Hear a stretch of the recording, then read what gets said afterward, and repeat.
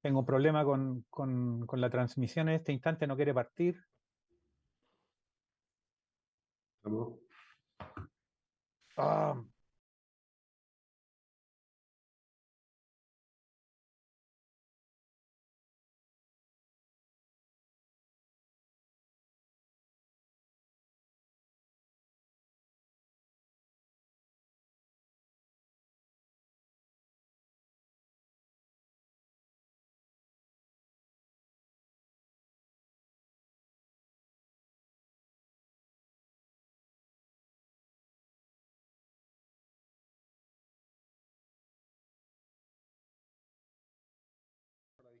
Higher Education Commission welcomes you to this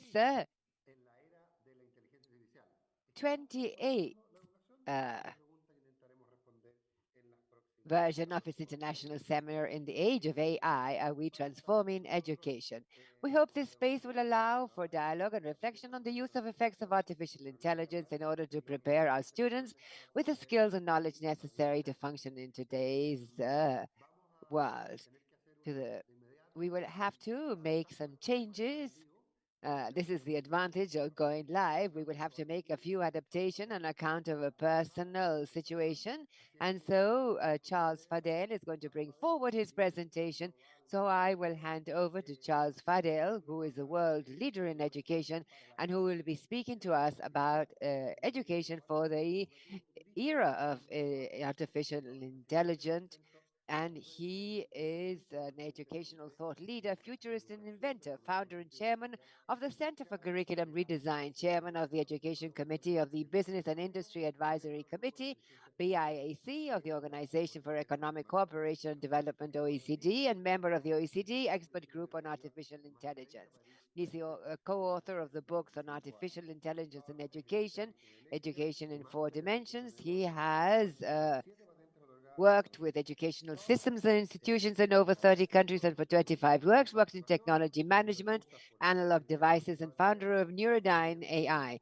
Understandably, Charles, thank you for being with us. We are at your service. Thank you very much, and I'm grateful for the quick change of schedule. I apologize for that. I'm really grateful, and I'm also grateful for you inviting me. It's a pleasure. So let me share my screen now and launch into the presentation. Please confirm that you can see my presentation. See, it's okay. It's okay, but not in mode presentation. Yeah, I'm going there. Okay. Here we go. Okay, fantastic. All right. So one thing to understand first about AI is its history. This is not the first time, of course, we have been talking about AI. It's one of those topics that is of fascination for everybody, but you know, the progress is punctuated equilibrium, like Stephen Jay Gould at Harvard says. It's very much like any evolutionary process you find in nature.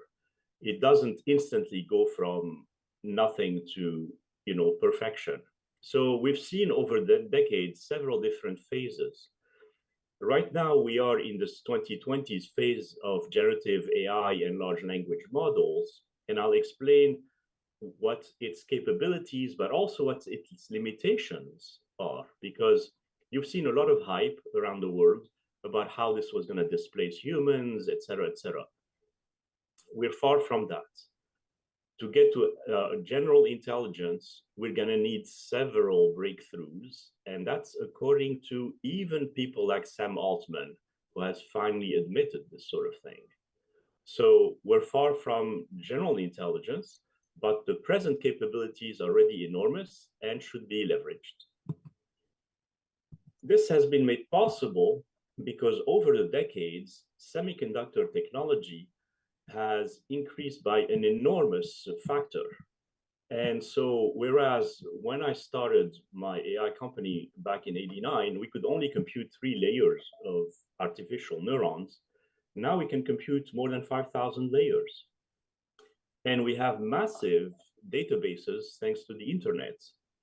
And so the situation has changed completely, and that's why now you can recognize handwriting, you can translate, you can synthesize, you can analyze, etc. Now, the type of AI we saw last decade was already quite impressive because it was winning at chess, at poker, even at Go. And with situations where the complexity of the game was very, very wide, the tree structure of the game was literally 10 at the 535 power. So 10 and 535 zeros. So clearly AI was able to beat us because there's no way we can compute this kind of complexity.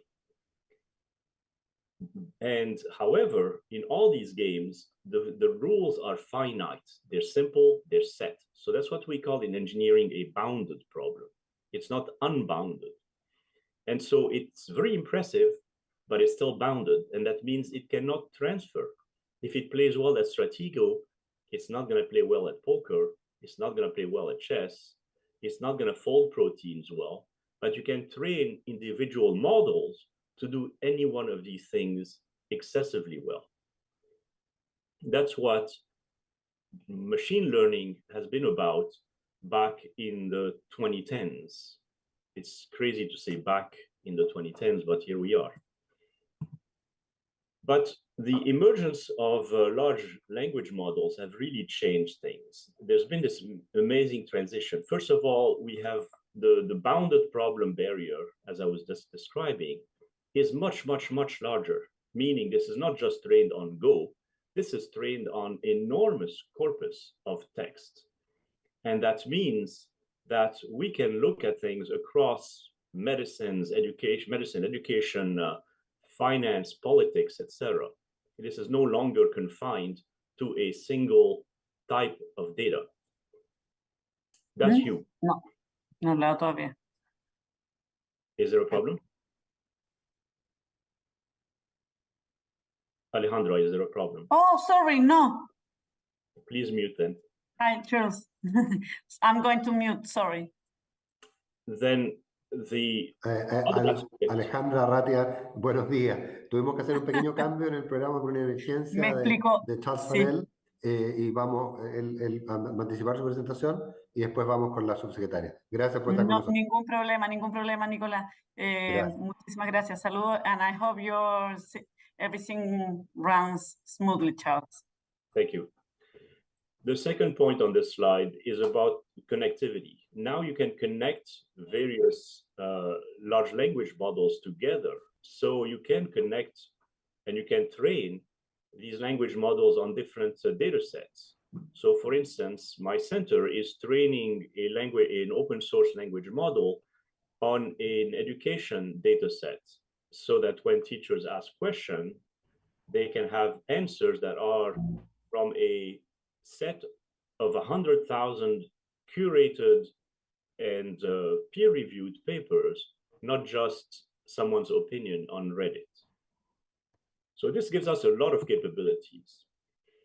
And really where this is going is the acceptance of, like with evolution, we're not going to have a single type of algorithm that's going to give us all the capabilities. We're going to have different language models with different algorithms, each one being good at a certain function, and putting them all together eventually over the decades, we may be able to reach generalized intelligence, but not now. However, this present phase is really, really impressive, and I want us to focus on this present phase rather than being distracted by general intelligence or super intelligence of the future, because right now there's so much activity.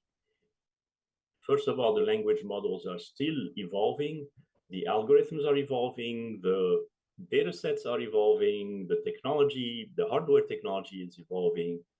There's a lot of competition also that's driving people forward. So right now, there's plenty to exploit, to use, and we don't have to worry as much about the distant future. Let's focus on what we can do right away. There's plenty. We are a bit like this situation where we're told to forecast the future, And this is Jean-Marc Coté in France in 1899, trying to imagine what a robot, a clean-owned robot would be like. We are in those same shoes. We're trying to imagine what a robot would be like, and yet this is what a robot that cleans looks like. Because at the time of Jean-Marc Coté, there was no electronics and there was no cheap, small electric motors. And so you couldn't do what Roomba does now. That's a little bit the situation we're in. The various possibilities we have are already very large, and we're not exactly sure how they're going to be assembling, but they're certainly very exciting. And what typically happens with technology is that technology moves a lot faster than individuals or businesses, or worse, public policy.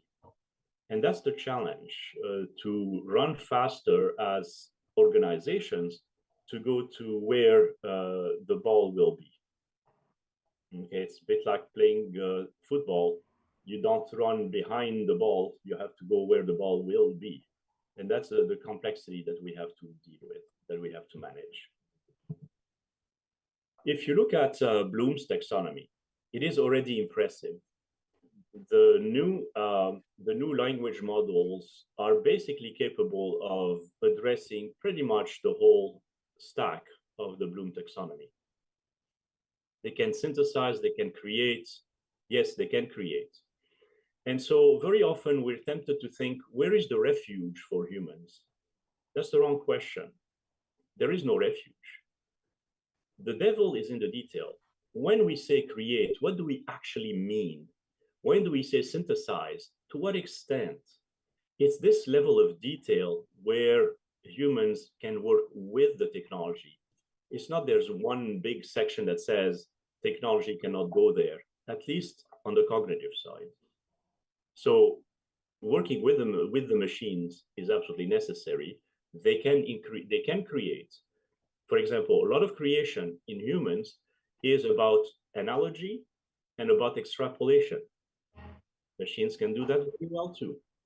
Not every creation is a Mozart piece or a Picasso piece, right? And even Mozart and Picasso had plenty of very, very average outputs. So let's keep that in mind. Machines can innovate and help us innovate.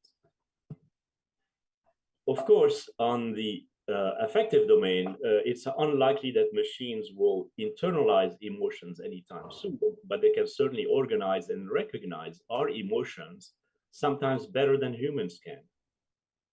So they can be very patient. They are infinitely patient. They can read to a young child the same book for 5,000 times in a row and not be impatient and tired. No father or mother can do that. So they will certainly have this anthropomorphic, this attachment aspect associated with them. But they cannot internalize emotion. That's a different story altogether. And same thing on the psychomotor domain, they can do all sorts of things already, but we fear them a lot less because we've gotten used to having giant mining trucks or cranes or whatever.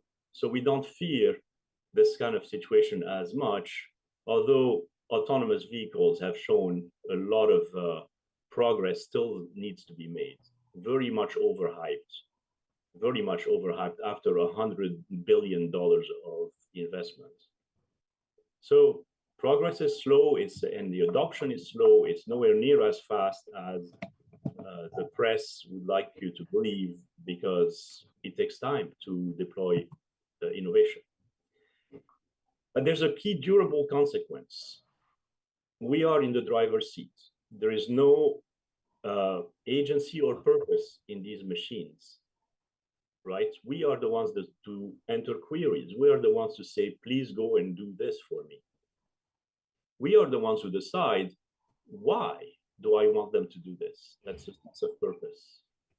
So as long as we keep that in mind and we keep that in control, we have plenty to do ahead of us.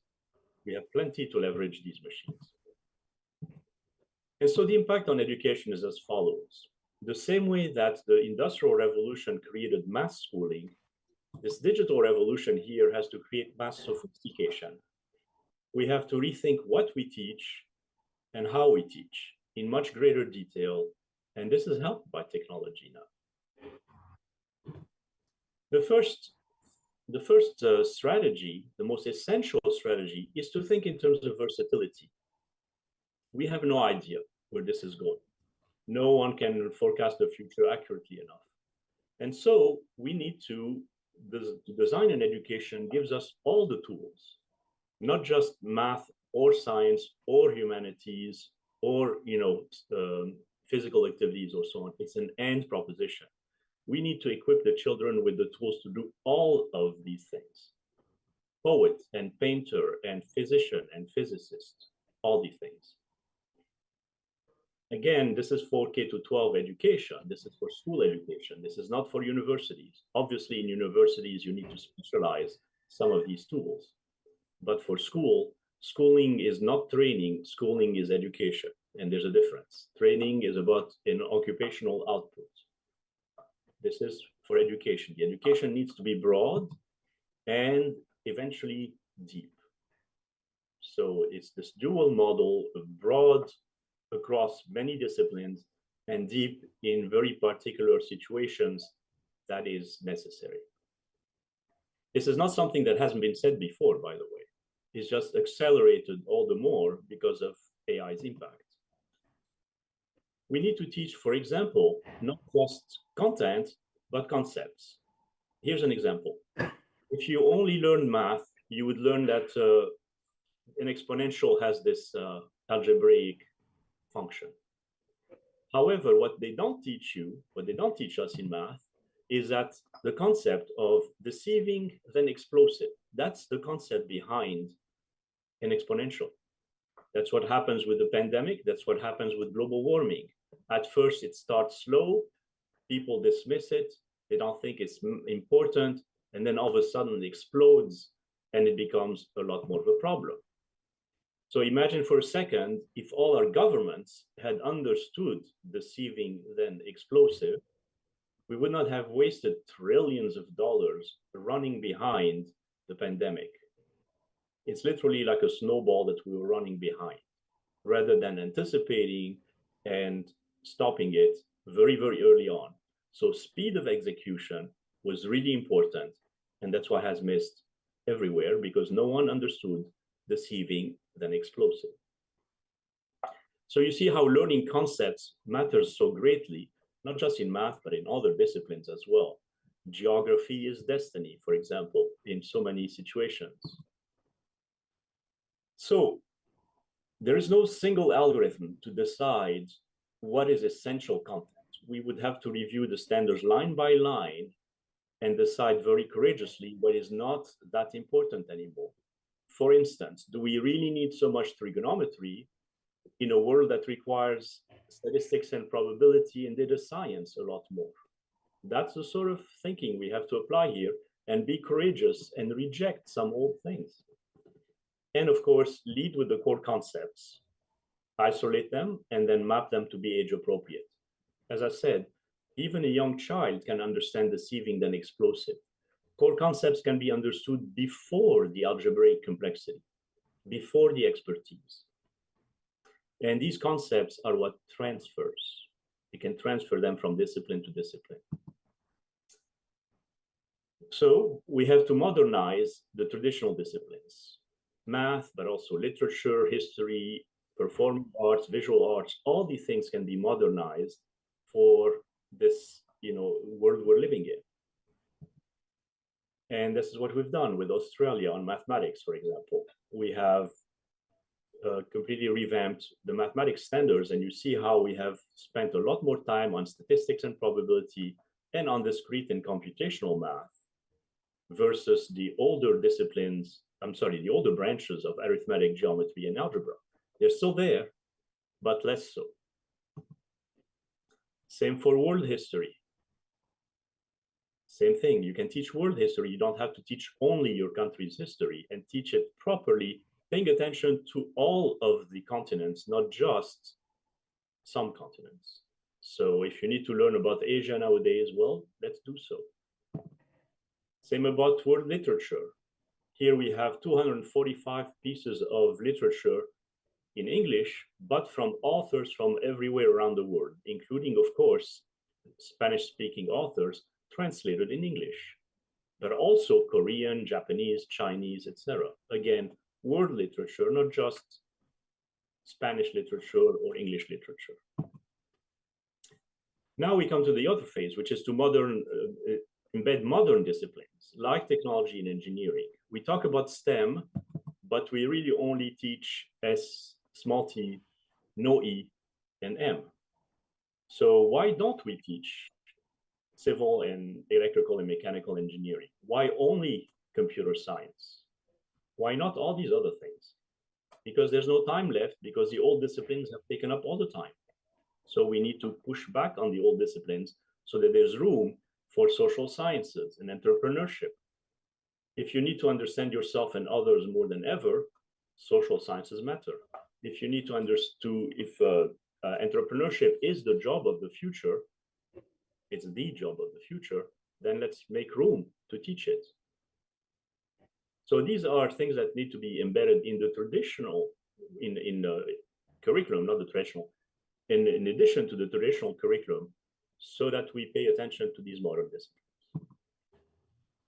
We need, of course, to teach for interdisciplinarity and how are all these things connected to each other. We have tools. We've done this analysis of Wikipedia. And then we have to do interdisciplinarity via projects. Why? Because when we do something, we understand it. We remember it a lot better. Every time we have done projects when we were children, we remember it to this day. I still remember my project about Finland. And we're all in that same situation. They're very sticky, but it's also, they're very time consuming as well. So we have to decide what's the right blend between didactic and project-based learning. Very often in education, we have these debates about or. It's and. What is the right proportion of each that needs to be paid attention to? Because school learning is not like the real world. In the real world, we have access to tools, we have access, we have to do tasks, and the problems and projects are not neatly defined for us. They're not organized by discipline. So work and life require us to do real projects, real world projects.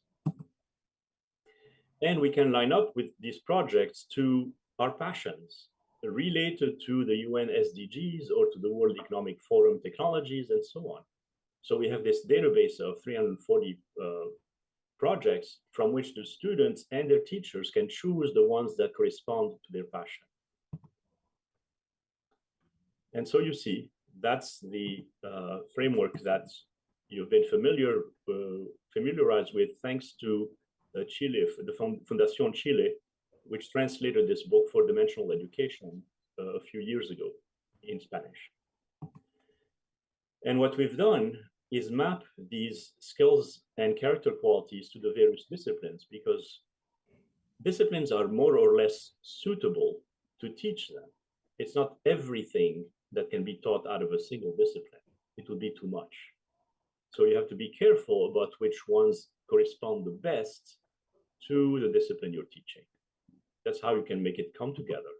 And we have to make it come together in this way, deliberately, comprehensively, systematically, and demonstratively.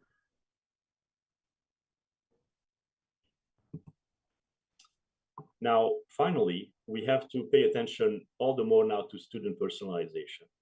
And that's necessary because of AI. What's going to motivate us to learn if we have an engine that gives us a lot of answers? Our sense of identity, our sense of agency, our sense of purpose, our motivation. That's what we need to pay a lot more attention to. And luckily, AI can help with personalization via intelligent tutoring systems and so on.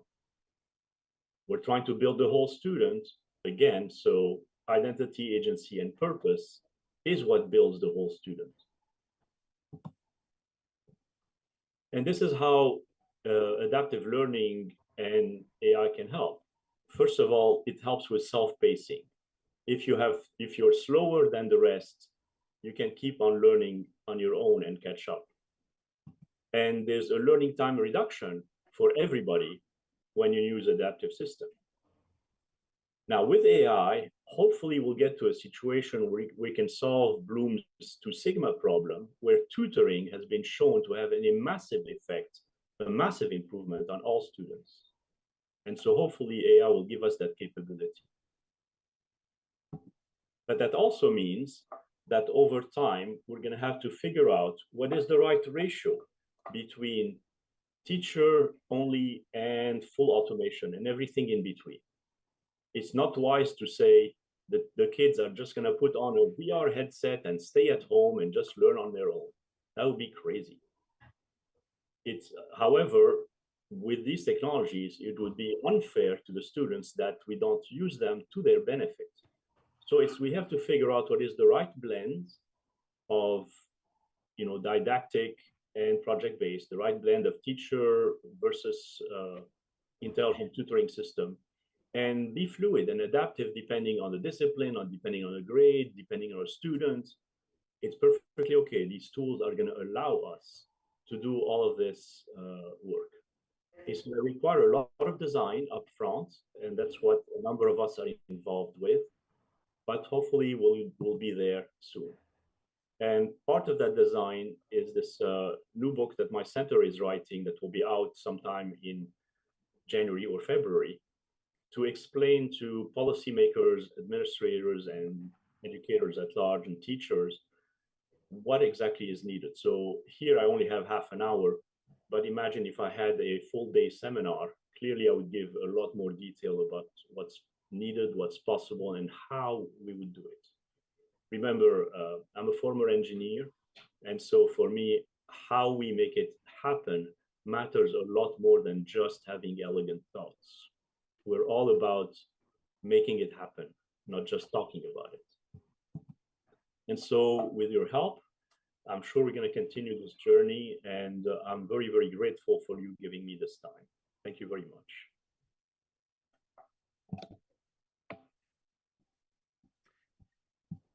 Muchas gracias, Charles. Lamentamos las situaciones personales que te han complicado. Thank you, Charles. We're very sorry for what happened to you. This has been very interesting.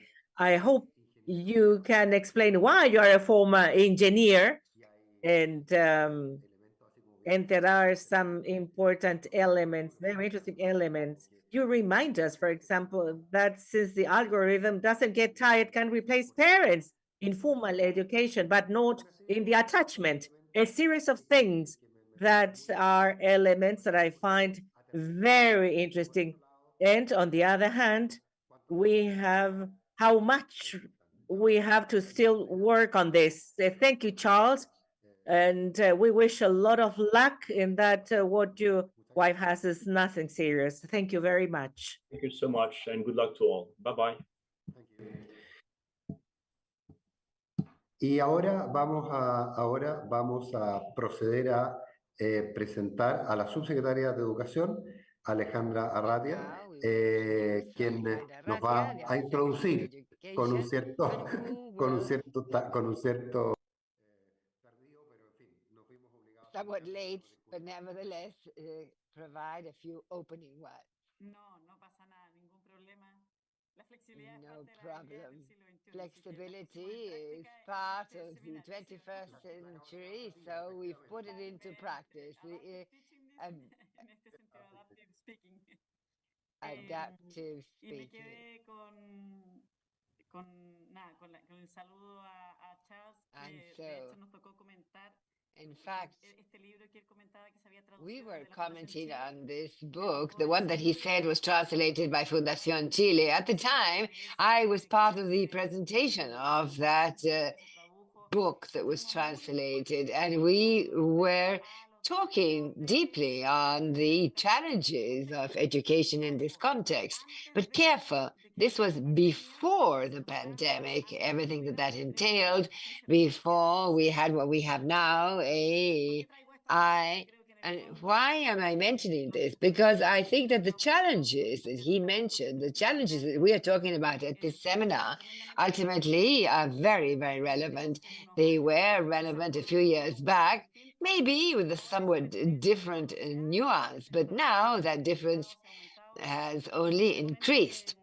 I always say, and this is prior to getting into the more specific greetings of the relevance of a seminar such as this, but I would think it's important to point out that the pandemic has brought home two features of our human nature that are fragility, vulnerability that affects us all, and as a rule, we live denying that. And the pandemic has highlighted this very strongly, and also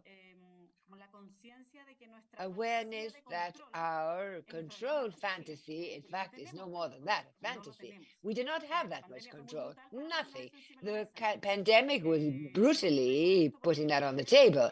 And I'm mentioning this because having gone through this experience as a humanity, not just in Chile, and so this also relays the question regarding what is so evidently human about education and what should we enhance then with education.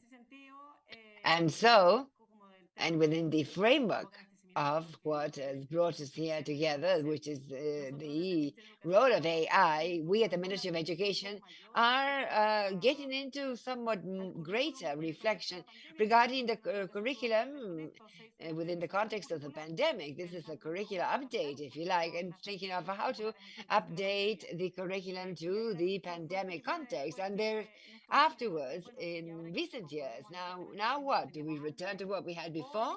Or in this context, which is so changing, how do we adapt? Do we adapt to the challenges of an education that is what is eminently human about education, as Charles was saying, how you adjust among these various balances, which is the right balance of these things. And we're working on that, and it's based on that that the Pedagogical Curricula Congress was held, which was a congress that was very much attended, and it has allowed us to somehow raise the voices of educational communities, and within the specific framework of digital citizenship. Today, clearly, the digital world intermediates our lives in society, in everything, and also has a very important role to play in democracy. How do we build together what is common? And we need to address these challenges in a very strategic manner. We believe it is very relevant to do this based on education and the formative experience that we give girls and boys and everyone who studies. And there are several dimensions to this. On the one hand, digital literacy, learning to use the technology, learning to use it critically, reflexively, being able to assess the bias it has. And this is data from PISA 2018. But I'm going to mention, I think it's very important for technology. And then we're going to see PISA results for last year, but 15-year-olds, less than 5%. And this is really alarming. Less than 5% of young people are able to distinguish between something and an opinion. And this has a tremendous impact on what we build, what is common, democracy, and how we strengthen our life in common. So one thing has to do with digital literacy. Todo el tema que tiene que ver con una sana convivencia. And on the other hand, healthy digital coexistence. And that is another challenge to the education system, coexistence, violence in schools, and very often within the digital setting. And this is something that we need to learn how to use appropriately. And how do we promote that among girls, boys, and young people who have been born in digital context? And then also how digital tools allow us, and linked to what we were saying about PISA, how they allow us to participate in democracy, the issues of today's world, and how it is possible to strengthen or, by contrast, risk. In the context, and here I'm going to tell you of things that have happened talking to students within the context of this conflict in the Middle East. Girls and boys say, well, how could we be part of that? How can we be part of that? And they feel that it is very important, and being part is making known through their networks facts. And so the question is, how can we defend this and that, but also with a critical judgment? And so we believe that all of that is very relevant and should be addressed formatively. And then another fourth dimension, how digital economies and artificial intelligence is a great opportunity to create, to innovate, to think differently. And well, we at the ministry, we always say that the challenge that the pandemic left us with is of thinking about things differently, because careful. And this, the president of the National Education Commission knows it, because this is done in the agency. Before the pandemic, the data we had was not good. It's not that before the pandemic, the girls and boys were learning very well. Before the pandemic, we had close to 50% of the girls and boys that did not understand what they were reading in fourth grade. And so, if what we want is the solution or the way of addressing this is going back to the same thing, and we're going to continue to have the same outcomes. So the question is really, how can we put AI at the service of this? We believe that, well, this is a technology that is being integrated to our lives. We must learn how to use it, but yes, we must also learn how to use it. And as I was saying, in terms of the risk, the biases, and use it responsibly. At the ministry, there is a teaching guide in how to use GDP and how to use it for active learning. And so what we want is to propose strategies to use the tool together with active methodologies and ways of transforming educational practice. And we believe that that is very relevant because it ultimately allows integrating it in a way that is, well, formative and pedagogically active, which implies understanding how it works, how it was taught, and also using it, because it is key here. How do you use this in a way that someone was saying the other day in a conversation about this? We're also not part of the council with the Ministry of Science. How to ask the right questions, how to compare the answers that come up properly. For that, we need skills that are essential in today's world. And so to achieve this responsible use of the digital means, what we need is a basic course. Well, now we're at this seminar, which is online, and so therefore we sort of take it for granted that we do have connectivity. But that, the truth is, it's something that we are still addressing as a country. We know the pandemic showed how we still have connectivity issues in some schools. We are working on the terms of the infrastructure. We already reached 90% of the subsidized schools that receive a subsidy and that they are already connected. We have some more remote distances that are being connected with other strategies. But, well, that is minimum floor, but to be able to use artificial intelligence, what we need is to have this floor. So we're also working, as I was saying, on the curricular adaptation of where digital skills, of course, will be a very important element. And the Curricular Pedagogical Congress has ended, and now we're in the period of UNESCO that is consolidating the data. And so therefore, we already have some light on the issues that are going to come up from all this, some preliminary themes. We have no reporters yet, but at least some preliminary rays of light, if you like. And that will show us where to move ahead with a formative experience that basically is what the curriculum organizes and that allows you to put into practice that learning within a context of not only AI, but citizen participation, society. We believe that artificial intelligence will allow us to move ahead in this challenge and put across so explicitly by UNESCO on how to transform education, transforming education so that it ensures that it reaches everyone, updating processes, deepening. I love that T that you, Charles, put up there, which is the deeper learning. This is a greater field of learning, also with a great depth that will allow us to understand more complex things that will also allow us to transfer this to other contexts and that others will put into practice. And so this learning at the service, place it at the service of the construction of a better society, especially as today societies are facing challenges and that are probably very unheard of in terms not of the sustainability of life on Earth, but in terms of the sustainability of human life on Earth. And I don't know if you've seen this, but if you haven't, I would recommend it. There is a documentary by David Attenborough who speaks of the life on the planet and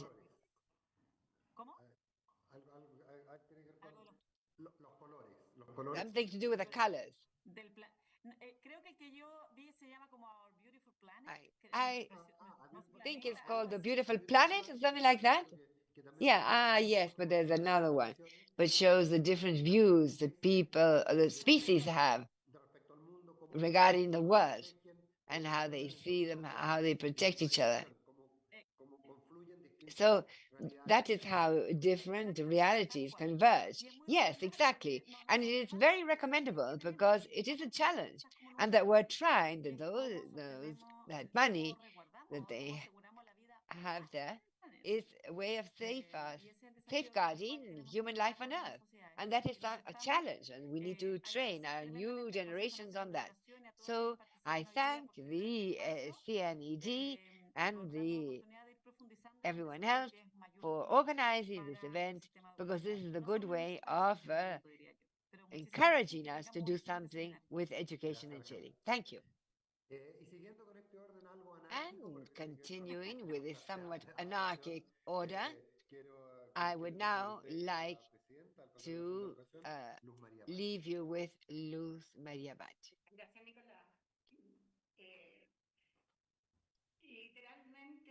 Thank you. Really, this stirs us, and stirs us with something that goes back to the 1960s, and that is that AI has slowly but surely taken body around us, and we have adapted.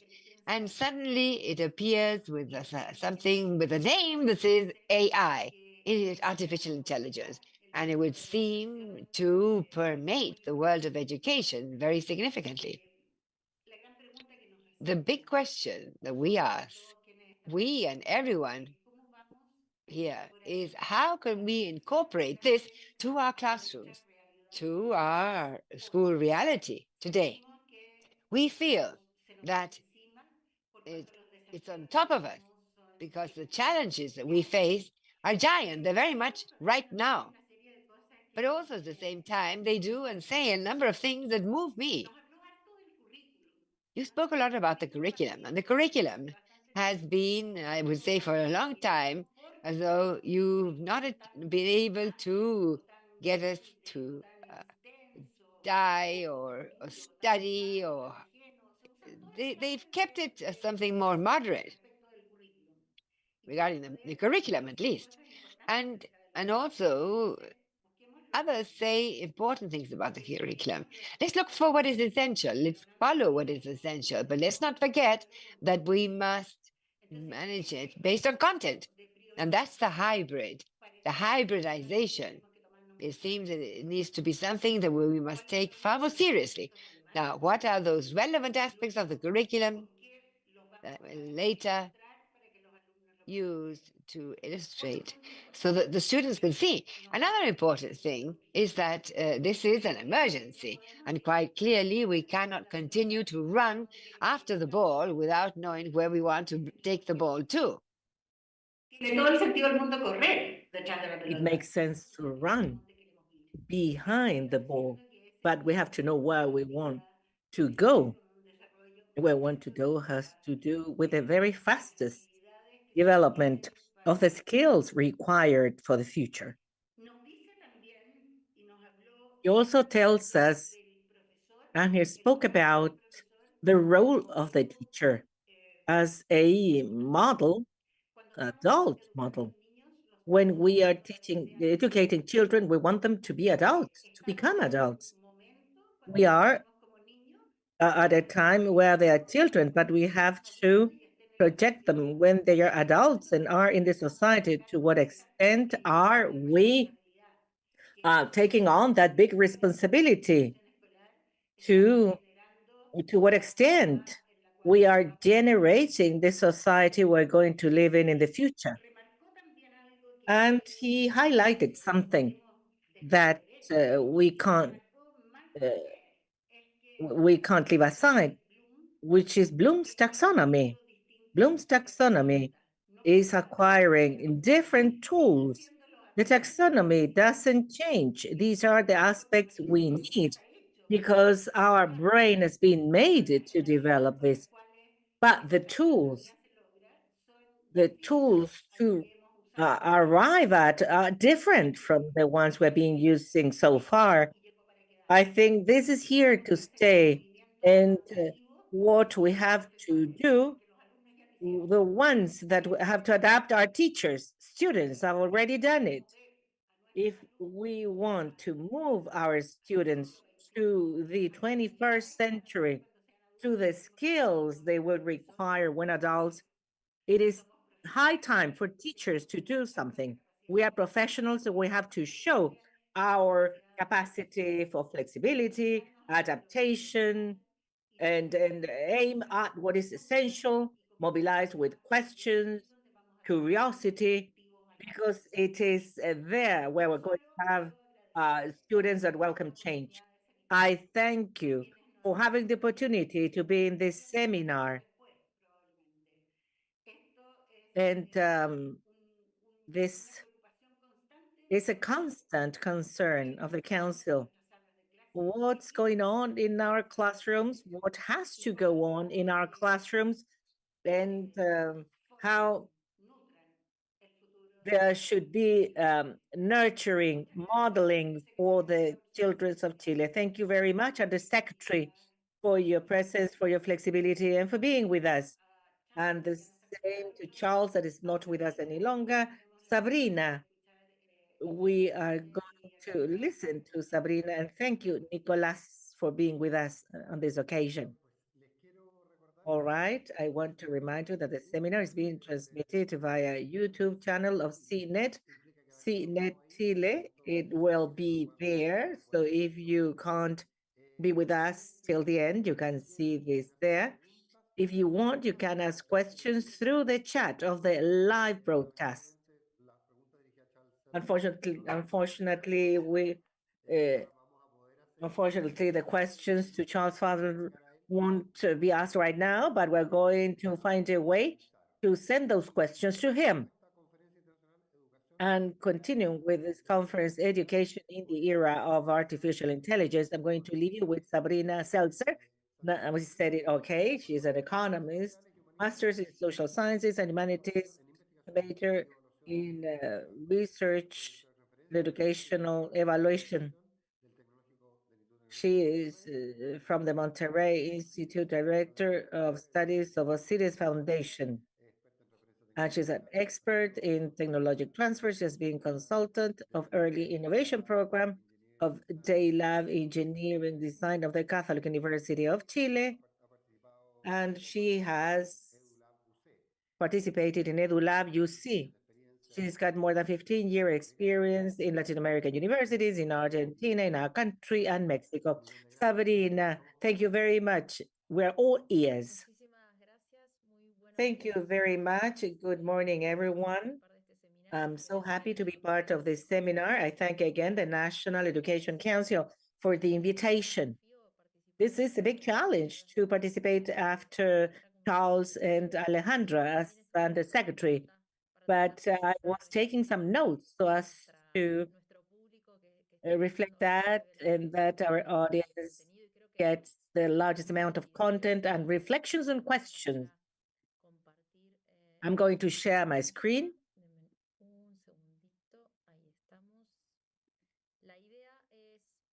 The idea is that today, unlike Charles,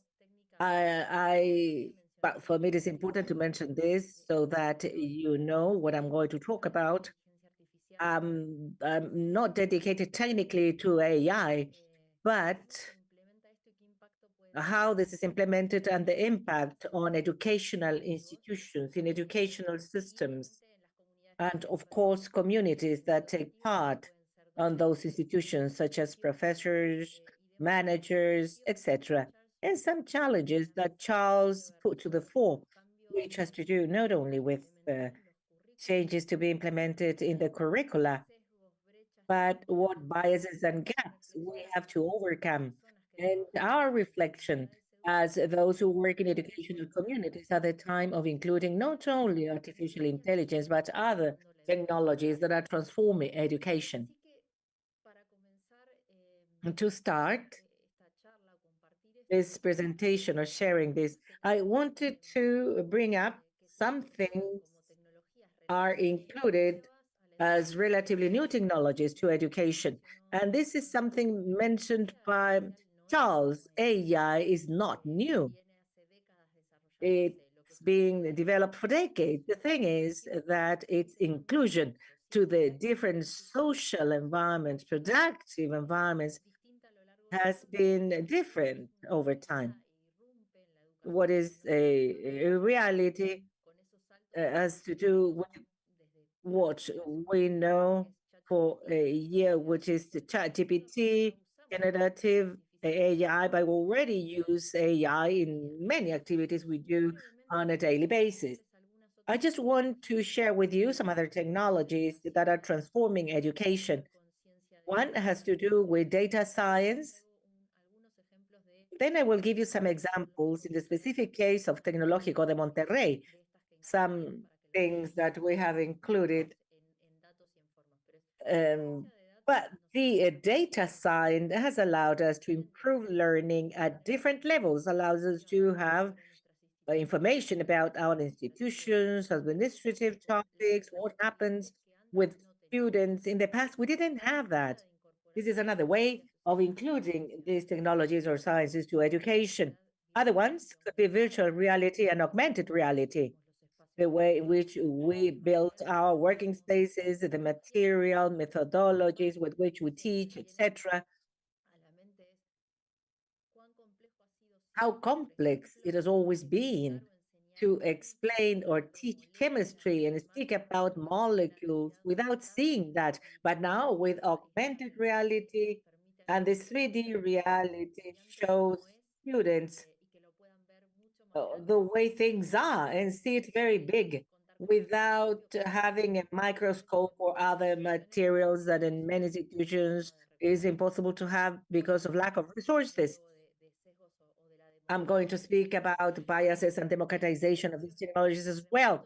Virtual and remote labs, a lab that is real physically, but I can manage remotely through different applications. So students, regardless of when they get connected or not, can do experiments. Virtual labs, which are built in the virtuality, the importance of research on neuroscience and how this affects learning. This is important.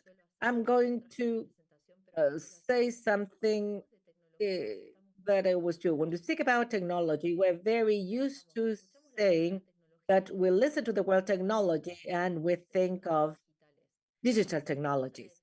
But if we see the definition of the word technology, technologies are tools built by human beings to apply at some scientific field. So writing is a technology. It is a tool that human beings have developed for communication. So when I say, but neuro learning, neuroscience doesn't have necessarily to do with technology, but yes, knowing about neuroscience transforms the way in which we can teach or learn. Then blockchain. This is also applied to education. It can give academic certificate, digital credentials, the Internet of Things, building those spaces, intelligent spaces where there are hybrid rooms. We can monitor some spaces for education. And now I will give you some examples. not everything is AI, of course not. But what I wanted to show to you how different types of technologies, one of them are the components of artificial intelligence already transforming education, and some are not so close because we have been using them for longer. Well, just two examples. One is an academic institution, and the other one, a startup, how data science is used. For example, in the Institute for the Future of Education at Monterrey, where I lead transfer entrepreneurship, well, we have a data house with researchers from the world. Well, you're welcome if you're listening. We share information, properly treated, anonymous information, to be able to do more information with information we have about our educational community and higher education, in order to keep generating education and improve processes in higher education. And the other example, which is for Ed, is an Argentinian startup. Más Ed uses data science for teachers to make decisions in real time with their students, so as to improve not only the engagement of the students, but to know what's going on, if this is interesting to them, and make decisions, start making decisions in the classroom. This can be done in virtual classrooms or at an online conference or at a live conference in the old way. As far as virtual reality can be used by a large number of students. The challenge here, this is an example of Tecnológico de Monterrey. The challenge is how to make this reach the masses. In our case, library spaces were changed in 2018. Well, and after the pandemic, we had some segments using virtual reality to get those knowledge to students. And in 2020, during the pandemic, besides teachers training, was to expand this to more subject matters. And this is what you see on the picture on the right. This is part of our libraries in our campuses, where there is a space for library allocated for the use of virtual reality with the materials of the different subject matters, so that students can acquire that, they can use virtual reality in the library of our campus. In the case of augmented reality, well, there are two things here. One can be access to augmented reality tools that have been developed by others, and there is another way, which is we encourage our teachers to do their own apps or applications of augmented reality according to their reality. And here you see chemistry, microbiology, which lends itself for augmented reality, but also architecture, photography, or entrepreneurship, where they can use this technology as well. Another way of being remotely and not to miss the presence is to teach with a hologram. This is the example of Saltillo, Chihuahua, Laguna, states of Mexico. The teacher can be in Monterrey and provide a conference to the rest of the campuses. This is an example. This is our rector. Our rector is in Monterrey. This is being broadcast at a conference in Singapore. This is the effect it has. And today, this technology is used in collaboration with other institutions that allows us to have this collaboration amongst students from different continents, even making the most out of this technology. Or blockchain, as I said. Right now, we prepared all of the academic processes to give official diplomas and digital credentials through this technology. So this is just an example of a virtual campus. It's how you can see it, and then I can leave you the link for YouTube video for you to see it, and you can move to close to others and hear the conversations. And this reproduces the real virtual campus, and so I can virtually move about the campus to different classrooms, buildings, and so on. And so, when we speak of artificial intelligence, we're not just speaking, as I was saying, of artificial intelligence in terms of language, such as ChatGPT. When we speak of the use of chatbots, adaptive learning, and Charles spoke about this a lot, the possibility given to us by technology of making the learning personal and for each one to look for what they need and want. And so we speak of that in artificial intelligence. Let me here give you an example of how a structure can be seen that we have internally, for example, in terms of adaptive learning. In addition to ChatGPT or the chat boxes that we're used to. This is artificial intelligence when we use an app and then it suggests what sort of related products or Netflix, and so you use it and then it shows you similar things. They say, because you watch this, I would suggest something else. That has an artificial intelligence engine behind it. And so how does this work in education? Well, part of that, you can see it here, just for you to see which are the trees or pathways. We have different types of students, and what we see are an initial diagnosis.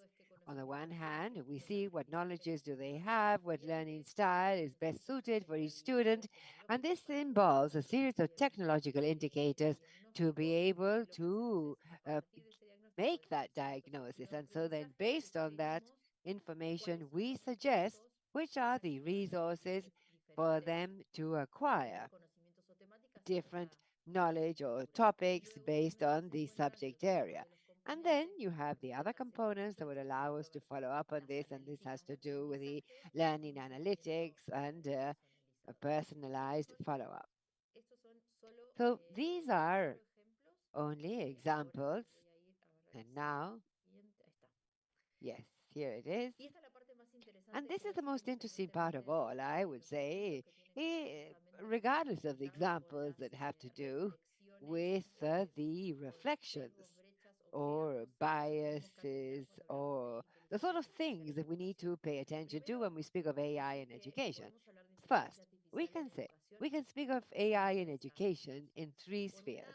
On the one hand, which is what I was telling you about earlier with these examples, it has to do with learning with AI. That has to do with using these tools in the classroom. And then we're going to see no matter what educational level we're at.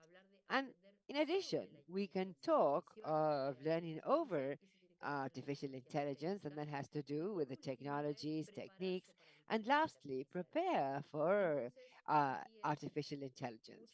And so here we often understand artificial intelligence in education as the first of these spheres that they need to learn with artificial intelligence. But it is just as important to learn about AI, reflecting who is today developing technologies with AI techniques, and how can we democratize that, and not for certain biases or gaps to be perpetuated among those who have the abilities to do these things and others who do not.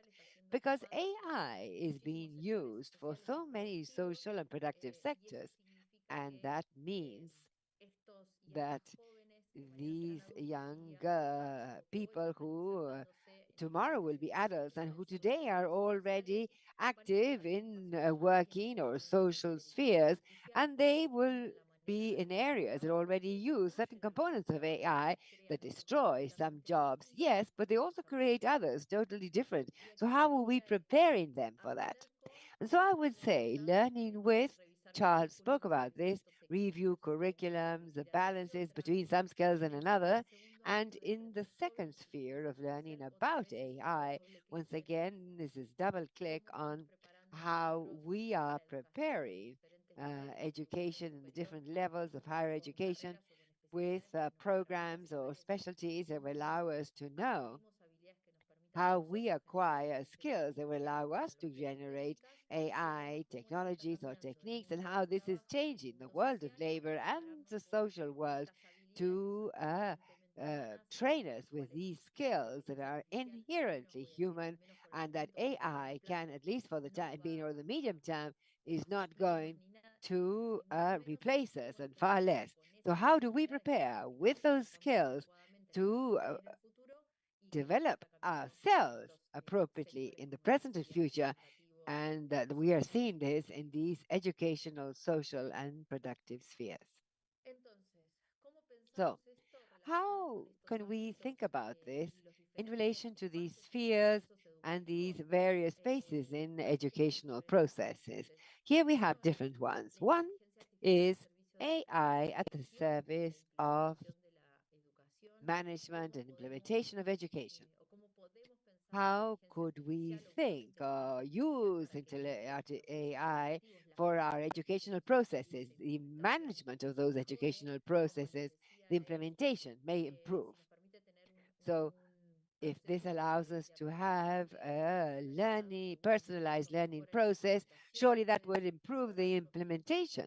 Can you improve the times and make your teaching work more easy in terms of conveying not only materials, but getting feedback, process assessment in terms of the education as such, and how AI allows us to improve our management or what we do in general. And also AI has to or could be at the service of empowering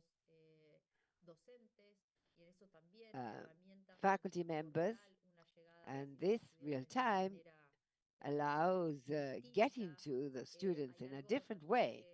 There's also something mentioned by the president of the Consejo, and that has to do with, well, there are certain tools that we know that the students often use them better than the faculty members. And what we want is for these educational spaces, especially the formal ones, but maybe sometimes the informal ones as well, that we should somehow replicate or use that knowledge that our students already have and apply them in an educational space with an educational function.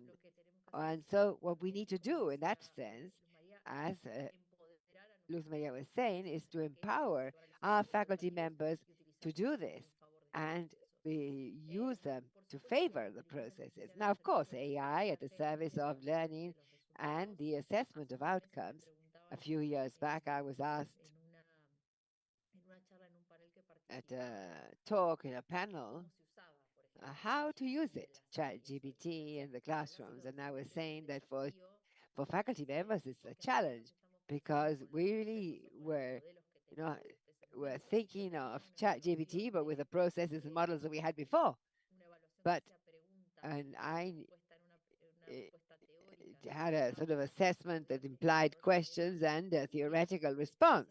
And although the skills that they need to know reading comprehension and ideas and concepts, but if I'm in a space where ChatGPT can be used, what I need is to rethink and say, now, what skills and knowledge am I expecting to generate in this semester for this subject area or so on, which are very important. The students should develop them. And how can I assess this differently, even using a tool such as ChatGPT? How could I assess those skills and knowledge? And I must think that these new assessments will have a lot to do with collaborative work, which is also a skill that we need to develop, and critical space, case studies where ChatGPT is the basis for me to discuss, to think, to reflect, and put other skills at play. And I say, ChatGPT, you just throw out a question and it answers it. But that's theory. But I say, well, what do I do with that? What happens with my critical thought, my skills of reaching agreements with others, of collaborating with others? And maybe that has to do with different educational levels. Maybe secondary education onwards, but maybe we could do other things and assess how can we involve other educational levels. And this is something that was mentioned by Charles as well. And that is that when we take a look at the curriculum, we look at these balances, the educational level that we're working at is not the same one to the other. Another important thing has to do with developing values and competencies that are necessary for life and work. And we are saying, well, what happens beyond these classrooms or educational processes and the sectors where we go and work and that are also being sort of changed or revolutionized by the use of artificial intelligence? And this, which I think is also a very important point, the possibility of technologies such as these with AI may be a way of providing everyone a possibility to learn for life or throughout life. So seminars such as this allows us to people with the bias of having connectivity probably in their mobile device or a computer or whatever, may access this information at this seminar. So there are other tools that have to do with AI, for example, chatbots and others, that it means that everyone, regardless of where we live, may have spaces and possibilities to learn, no matter where, no matter how old I am. And that is something that we need to continue thinking about in terms of how to ensure this for our countries. Like we even say region, because in Latin America, we have many challenges shared in common.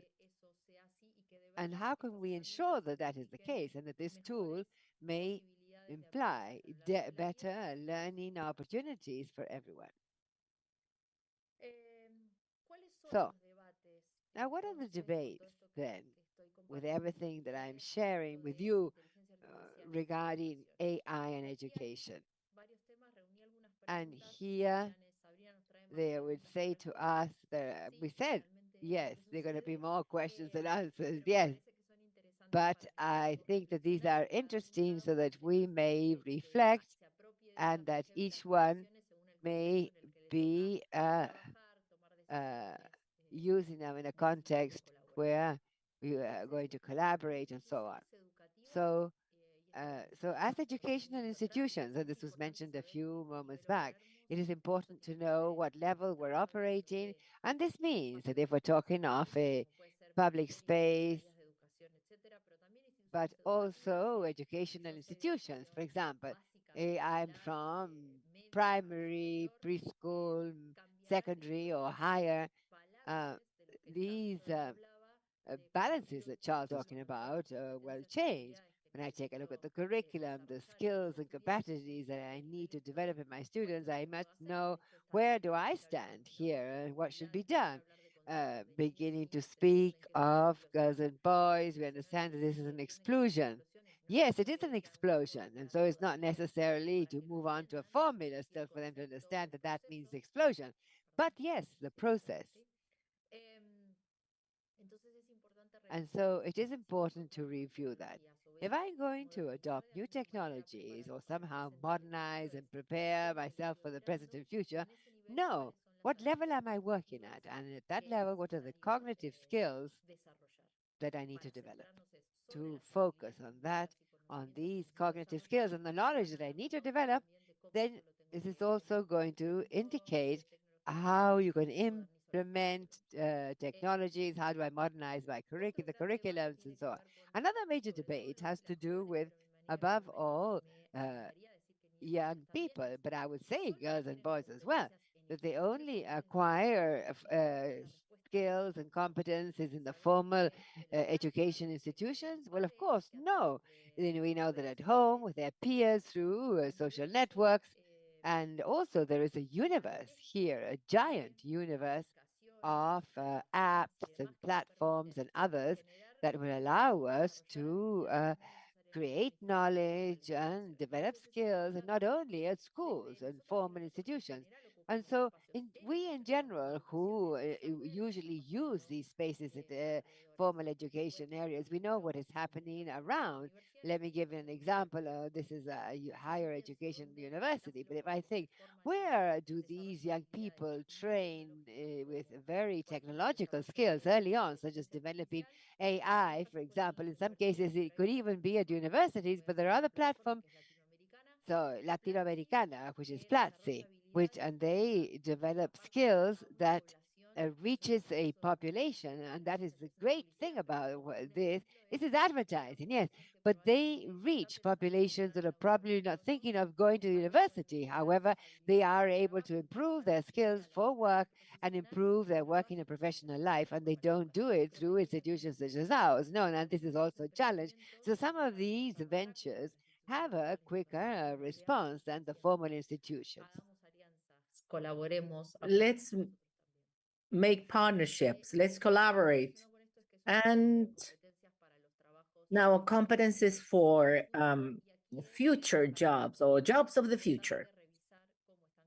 We have to see how productive sectors have changed to see what we can do. And here we have, on the one hand, the way in which we prepare students for the future productive areas. But there is another thing educational institutions are responsible for: how to prepare those youngsters to develop and create those jobs in the future.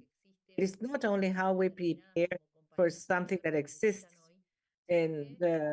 but those youngsters might develop the new work in the future, the new jobs in the future. I think time is up. I'm almost finishing. Biases and gaps. I'm going to go back to democratization. I think it is our responsibility to reflect on those who are behind those technologies and how to deal with some gaps and biases. Technology cannot be developed on its own. Those who give the orders or upload data are human beings. And we do have biases. And one today, there are two very important topics. Who's behind those technologies? The big developers of those technologies keep being the same, just a few. And if I'm characterize them, they're usually white men from the West that we know have certain privileges. And well, that is one thing. So do we want this to continue being like that or not? Now we have platforms, and so that knowledge can reach everyone, no matter where we come from, also our religion, belief system, etc. If we don't want to this be repeated again with other technologies, it is important to democratize not only learning, but learning for the development of artificial intelligence. We watched the second thing that I mentioned. If we, our knowledge about AI, programming, language, skills we need, if we can democratize all of that, we might have a world that anyone can use this. It can be used in any area. One thing is what cryptocurrency want to do, and blockchain. Anyone can take part in that world in a transparent and democratic manner. What I'm doing is just tell you today, I don't know how many of you we're seeing OpenAI last week or 10 days ago. Overnight, the board of OpenAI, the owners of ChatGPT, they dismissed overnight the CEO. OpenAI is a nonprofit organization, and Microsoft offered a job to the CEO. Then the CEO came back and all that, but but we're always listening to the same name, Microsoft and all that. So today, technology gives us the chance for AI to work for the whole planet. And if we teach how to develop, if we teach what is needed to develop, we can democratize it so that it can reach everyone. And to close, there is another very important topic that has to do with artificial intelligence and intellectual property rights. These are two things that have to do with the use. When we speak about use, as users, what traceability we can have to develop a tool, for example, ChatGPT, and how you get that information, public data, permits are there or not, but what we know is that we don't know to what extent ChatGPT uses this or that, but this is not mediated. We can say that there is no explicit permit of the use of intellectual property. So this is a tool we're going to use with our students that pays no attention to the rules or respect of property rights, intellectual property rights. What we develop, and it uses it as if it were public use. So we should convey, or we should ask ChatGPT where the information was obtained from, who the authors are. If not, how much work we do for a child to recognize a book, a digital or physical book, to recognize the title, the authors, etc. And then we download ChatGPT, gives us an answer. We don't know the origin of it, as if it were magic. Those are things that are related to the use and generation of information, which are very important. And the other thing is related to the development of intellectual property. At two levels, the way in which we teach respect for information, intellectual property, how we can teach that to our students. And what happens when the intellectual property development is part of our job? And universities and our centers produce knowledge, do research, and this is behind many researchers that dedicate their lives to develop knowledge. But what happens when this that can democratize doesn't make visible where the knowledge comes from, and it is part of our job? These are challenges, these are debates we have to think of. Some months ago, we're talking about the union of actors in Hollywood, and one of the issues was what happens? This is my job. This is my intellectual property. I prepare a character, and then big companies can use my image and voice to reproduce it without my permission, with my permission, but without paying, because they can use my image done by intellectual property. What happens with the value of our work? That is very important as we move along with the development of artificial intelligence. Well, and finally, I want to invite you. The Tecnológico de Monterrey has being organized is the International Conference on Education Innovation. Now it's called IEFE Conference, the Institute for the Future of Education. It will be held in January. We will have it's the largest Spanish-speaking Congress on Education and Technology. 3,500 people present in our campus. It will take place 23, 25 of January 2024. I invite all of you. This is the website. You can see all information. You can register. It's in person. We can do networking, and also there is the possibility of attending online.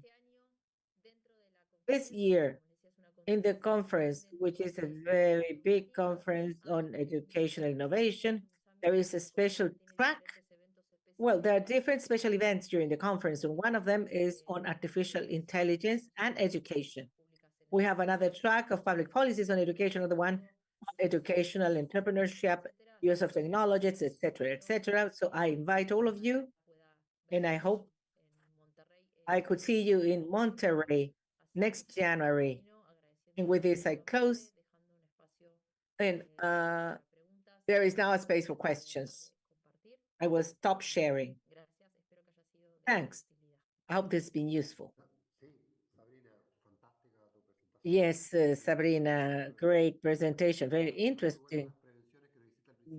What you said at the beginning was very good regarding the difference with Charles's conference. They complement each other. Understand that the Deputy Secretary has a little bit of time. I don't know whether you want to make some comments before closing and ask questions. We have several questions that we have received, but we want to give you the chance. No, I haven't. Well, it was really fun, very interesting. I'm sorry to leave, but I have another thing to do. In fact, there are two things in parallel, but in the afternoon, I'll be there. I'll go to the council. Well, thank you very much, Sabrina, Charles, the council as well, chairperson and the executive secretary and the councilors, because these challenges, I mean, all of this reflection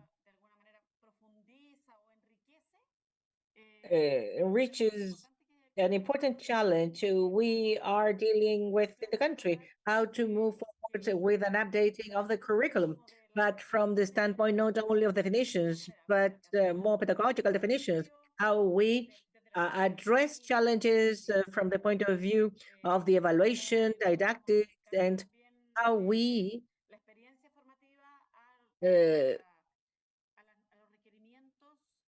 move the formative experience to meet the requirements of the society. I don't know whether it is possible to share the presentations, right? That would be great, because I think it's a great contribution. It can help us to go deeper in diagnosis and formative requirements. This is something that is at the base of curriculum. Thank you very much. And I'm so sorry to have to leave, but I hope you have a very fruitful seminar. Thank you very much, Assistant Secretary.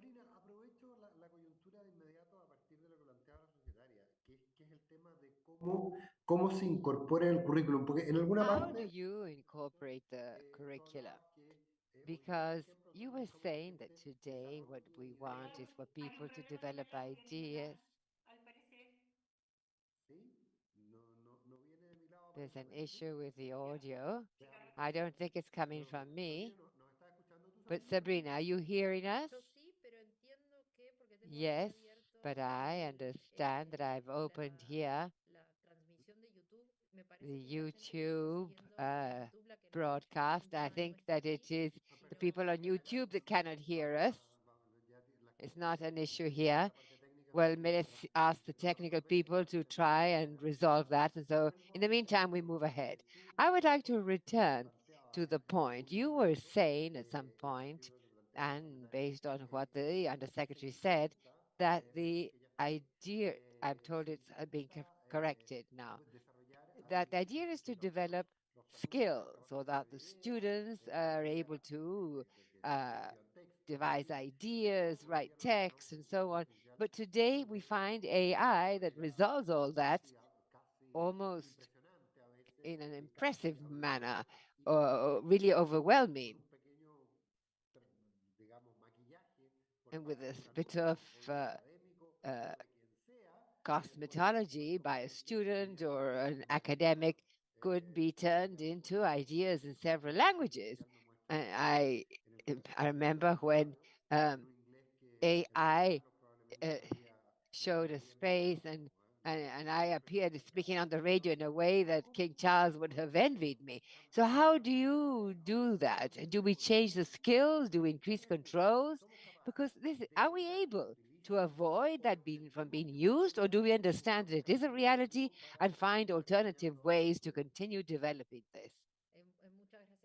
Well, thank you for that question. I will try. It is complex that you've asked, but I will try to answer this in the best way possible. I think that there are several criteria that we should take into account. One is the educational level, because general answers, I think that we need to not necessarily adapt or change the skills, but yes, know that greater control or prohibition will not last long.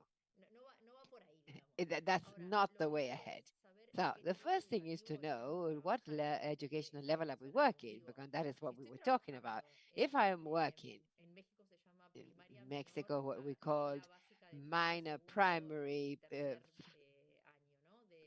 first, second, and third years of the primary education. If I am working in the sort of like the junior school, if you like, children aged 6 to 8, what I am developing are their reading and writing skills. And so that's one. And these girls and boys do not necessarily use ChatGPT. But that is a matter of the home, mom and dad. What do we do? I precisely have children aged 6 and 9, one in first grade, the other in 4, and they do not yet have ChatGPT. They do not have access. So we're talking about that. There, yes, it is important to build reading and writing skills and knowing how to read and write, understand what they're reading, and I would say even maybe a little bit more, 4th, 5th grade. And so the use of these tools must be more restricted. But we do know that these are girls and boys with a greater control at home or the formal school that can foster that. And so, but when I say that this has a lot to do with the moment, that it is at that moment, probably, we could have less use of digitalization and others, because really we are exploring other skills. Now, if what you were talking about, Nicolas, was quite right, in higher education or secondary school, where we already have young people who have the technology and going to use ChatGPT, or even faculty members, then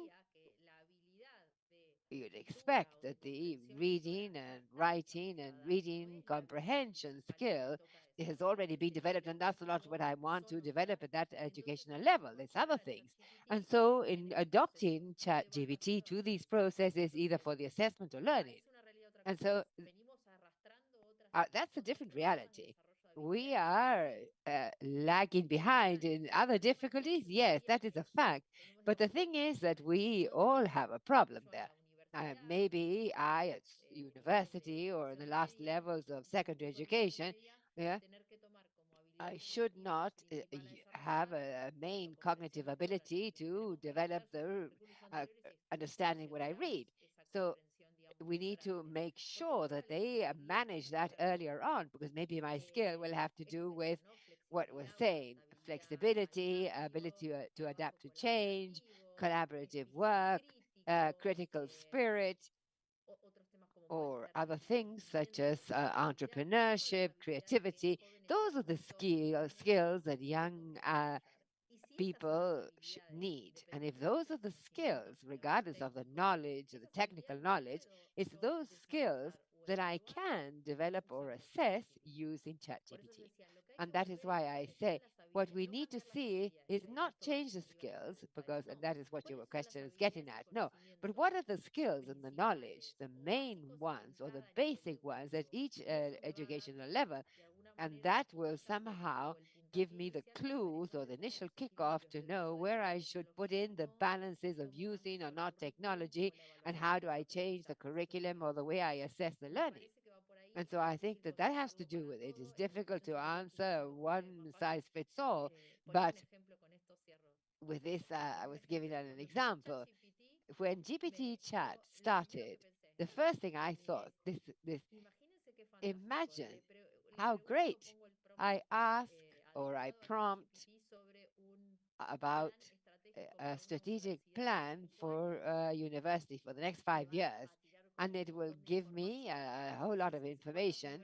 And if I say how many universities use consultants and others that help us to collectively devise a strategic plan with the time and resources that requires, and now I can ask GPT to do it, and it does it immediately.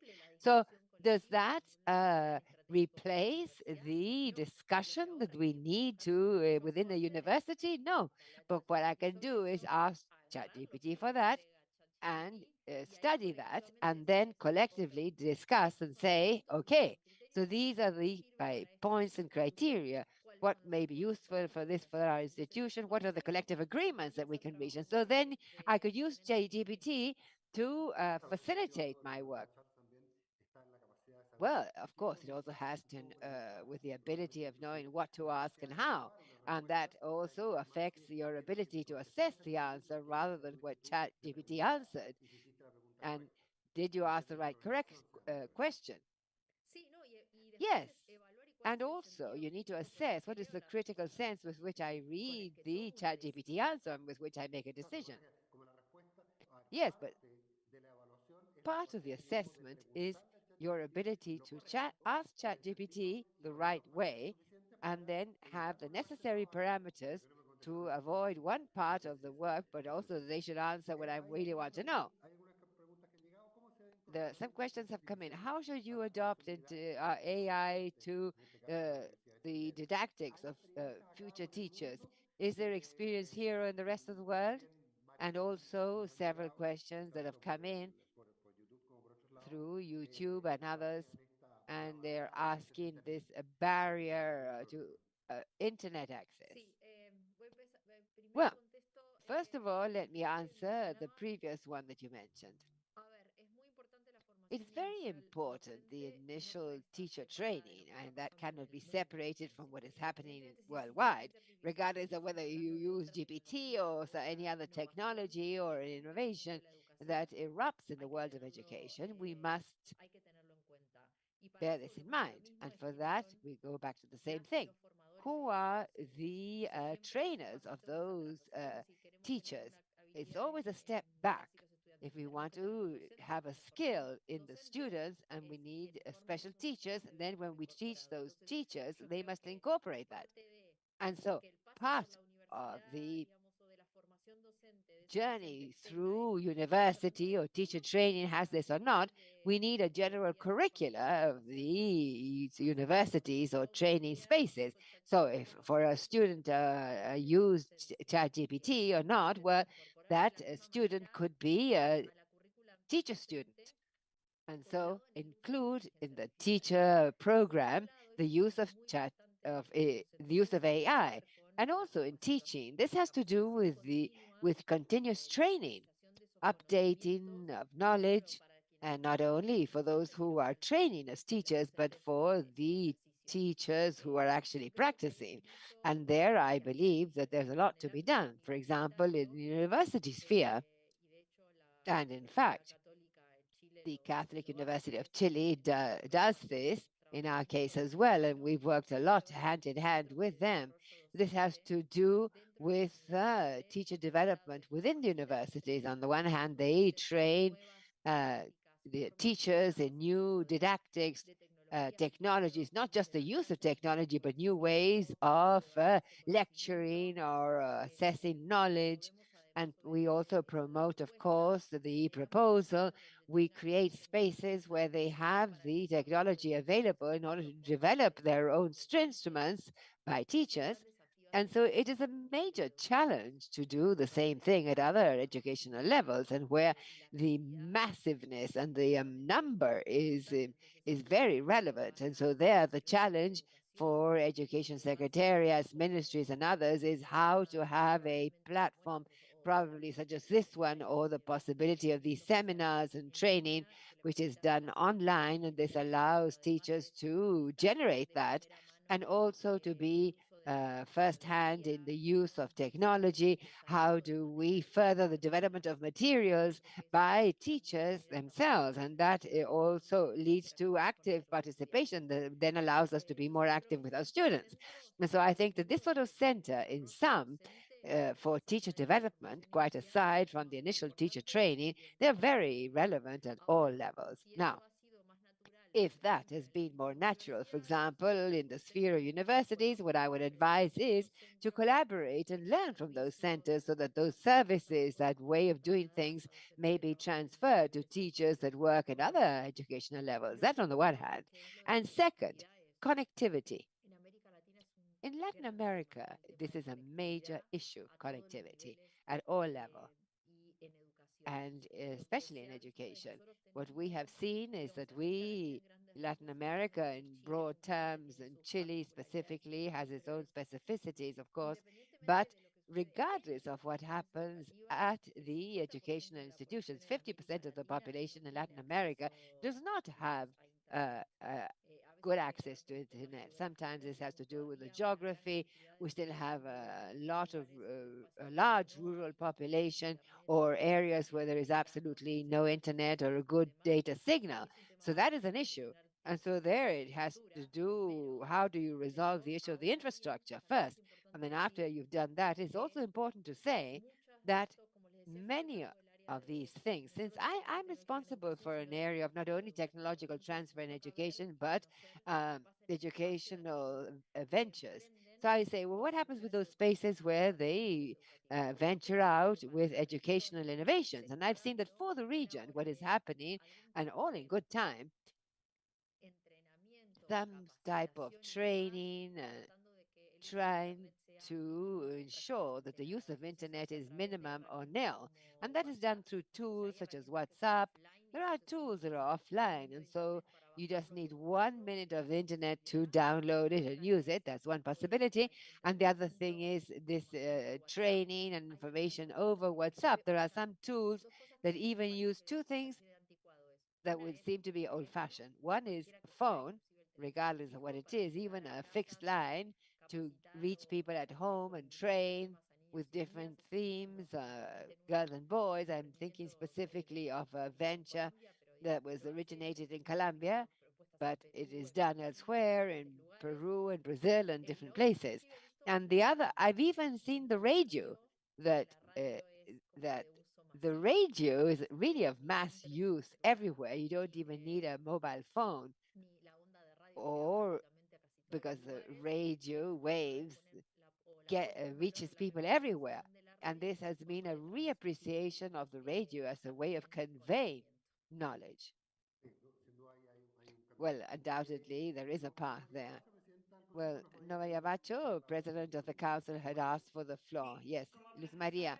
Yes, as a professor, teacher, I have a deep concern regarding the professional initial teacher training. I think that universities must move quickly and have university faculty members linked to what their profession is going to be like in the future.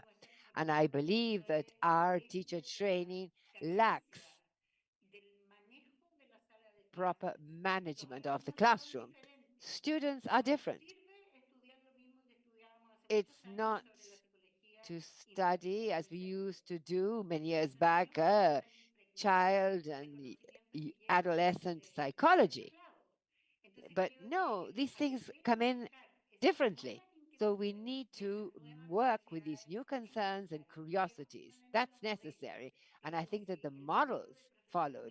I think that if the model of university faculty members continues to be based on a lecture, then we're not going to be providing the necessary skills to these young people who are going to join the classrooms. So I would be in favor of a revolution in teacher training and based on our aims. Intento juntar varias y algunas de mi cosecha. And one last question. And these questions about how generations of university professors, some do not have teacher training. How, well, because now you have this mix of generations of teachers that are partially digital illiterate. And at the same time, they have to deal with generations that are digital natives. How do you deal with that situation? How can technology overcome or save that gap? I fully agree with what Luz Maria said about revolutionize the educational sector has been one of the slowest in general. It's nothing to do with Chile, you know. This is a global issue. Education has been slow to respond to this. Well, Nicolas, well, it's difficult to answer your question. I'm just going to give you my opinion, the experience I have. There is a world where we continue working at least 3 or 4 generations, and those 3 or 4 generations that are active are quite different. And this is a challenge in general in every sector. In education, or as it happens in everything, well, we have to see how to modernize those generations that were not digital native, for whom this is much more difficult. I stand up here because I am the professor, and I think it has to do with incentives and evaluation. Evaluation is not students, but the career, the program. Incentives is what are the incentives as an educational system or educational institution where those teachers work. What about the incentives for updating, modernization, the need to provide classes with active methodology?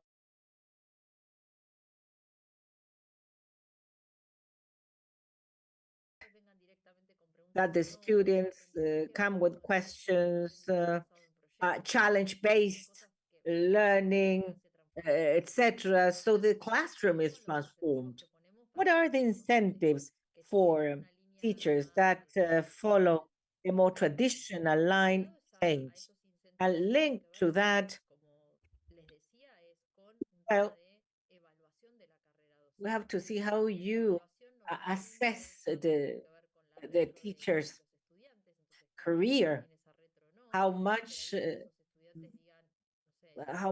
this has. They can say, I'm bored, I don't go to the school because I learn more reading a book and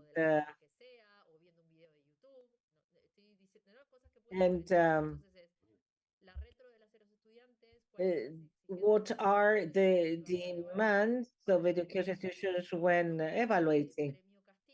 I don't like a reward or punishment. There's nothing to do with that, but it has to do with this. I mean, if we keep allowing someone for decades not to modernize the references that teaches in the same way, this is not only about the teacher, but this is telling us about what's going on with the educational institution. And our teachers should keep receiving training, keep modernizing things, and we have to do some assessment. and then to have tools available for them. If there is a teacher that needs help, that's why I mentioned the centers for teacher development. What tools, in what way we are helping those teachers for that modernization to happen. Thank you, Sabrina. I remind you that questions for Charles Fadel will be sent to them, and I leave you now with Anneli Ramirez, who is going to close this seminar on AI. Anneli?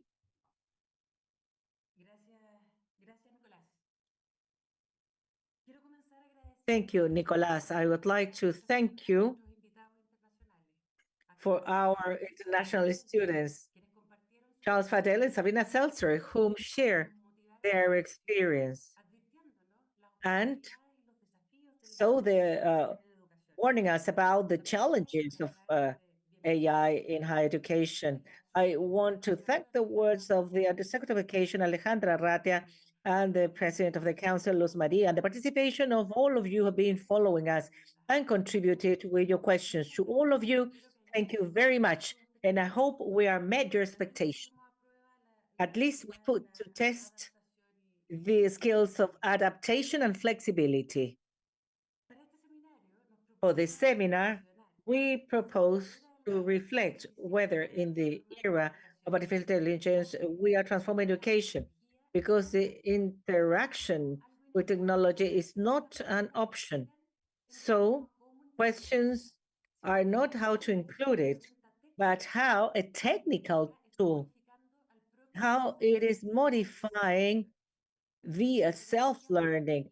Technology is at the core of education.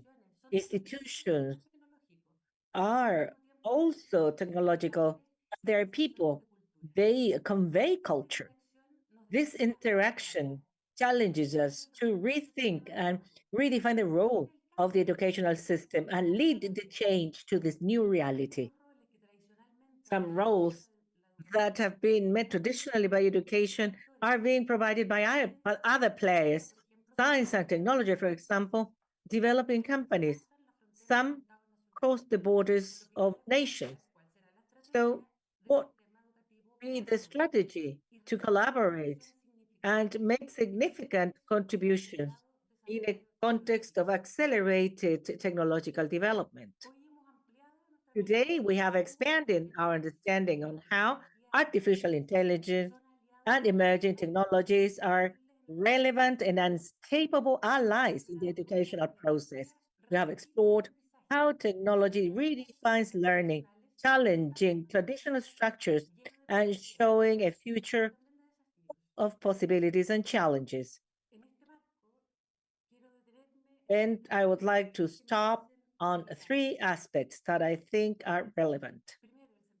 Number 1, the sense of urgency and the necessary collaboration to conduct change. This sense of urgency is nothing new. Gabriela Mistral last century warned us, the future of children is always today. Tomorrow, it will be late. And in these cases, we have highlighted in 2019, we said that learning to learn was urgent. 2020, during the pandemic, we reflected on the urgency on the 21st century skills. 2021, the urgency of the digital transformation of schools and learning ecosystems. Last year, we highlighted the urgency of social-emotional learning, always in the context, in a constant change where gradual adaptation is not enough to respond to exponential transformations of the technological development. So now we have good news. We have a consensus, and we are aware that we can't be indifferent. We're just betting on spontaneous adaptation of our systems.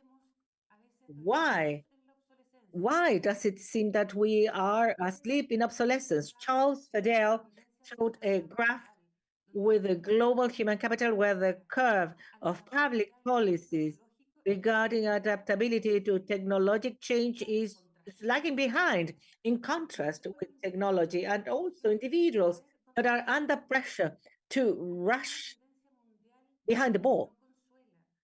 it is a global trend, but the good thing is in the system of our speakers to collaboration. We shouldn't forget collaboration and collective learning, because school, work, citizenship demand from us collaboration, no matter our differences. Collaboration is building spaces that deep experience and broad knowledge. The men of the Renaissance, Charles Fadel mentioned, is individuals, is in the society in general, to share experiences and recognize good practices, to recognize what is working, what's not. That could be the way to lead the change. A second point, the warning on biases and gaps, elements that represented the future, such as AI, blockchain, the virtual reality, etc. This is not the world of tomorrow, but it is the present. And this also happens in education. What we thought about the future became present. It is here, but it's not distributed in an equitable manner in the society. And that is a challenge for the system. Sabrina and Charles warn us explicitly about biases and gaps behind technologies. The important thing is democratization, the need of modernizing disciplines and STEMs. Recently, the global report on gender gaps of the World Economic Forum on the fourth industrial revolution gives us alarming data about gaps in technological skills. For example, registration in technological platforms in the 10 main activities, there is less than 50% of parity, 43.7% in AI and 33.7% for big data. And it is clear the domination of some companies such as engineering and IT, but worldwide, only 20% of those graduated in engineering are women. So in this educational path propelled by AI, we have to demonstrate our commitment with educational equity and continue with incremental initiatives, moving fast to eradicate gender violence and ensure students a quality educational experience that promotes learning throughout their lives. This is our purpose. This is our mission. Artificial intelligence has the potential to tear down barriers and guarantee students, regardless of their origin, access to quality educational opportunities. But we have to be aware of biases and inequities. But we cannot ask this from technology. We recognize our biases.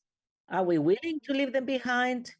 We mustn't forget that we have to lead the change and guarantee that education be inclusive and accessible for all. Finally, regarding skills for 21st century and ethics, we're surrounded by technology, but we are not technology. We have to wonder who and how decisions will be made for the future. We have to reflect very deeply on ethics for the digital era. Concepts such as volatility, uncertainty, complexity, ambiguity, equity will be at the basis of the question we'll have to ask ourselves as a society and education system. We have to prepare for transformation. This means learning again. Are we going to be able to project unpredictable scenarios, ask very complex questions for those for which we know we have no answers? Are we going to be able to take on risks and be willing to reassess? Many of the jobs that are highly demanded now didn't exist 20 years ago. Maybe within 20 years, almost half of the current jobs will disappear because of automation. This shouldn't paralyze us. Technology doesn't make users technicians or professionals.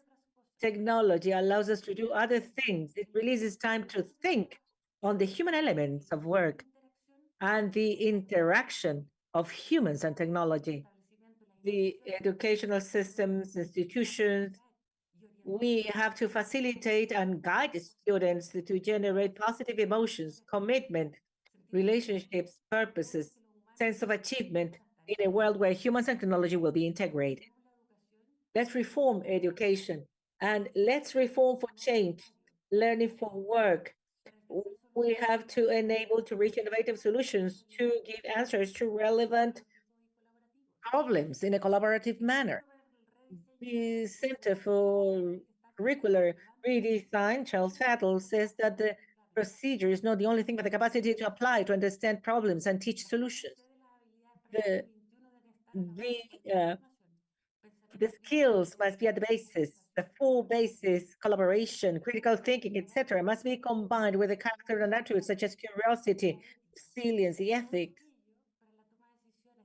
to make decisions to serve in projects in companies and also for entrepreneurship and self-employment, and skills to live together. A central capability is resilience in changing times. We have to find ways to train students in that area. Learning to change implies being in charge of technological changes. Humans interact and integrate with technology, but they are not technology. Many of the ethical challenges will require a deep reflection, philosophical in the widest sense of the word. And that will not replace other things. AI should not respond questions as to what do we do with AI, or at least not until it has self-consciousness. And to close, we cannot forget that we are shaping the future of education that is already a today. And the collaboration between humans and technology is the rule of the day. And the ethics are just as essential as the technology. Thank you very much. Thank you, Anneli. And with this, we adjourn the seminar of the Higher Council of Education. We thank you for attending, and the content will be available on YouTube. The presentations are there. We thank you all for attending. Thank you.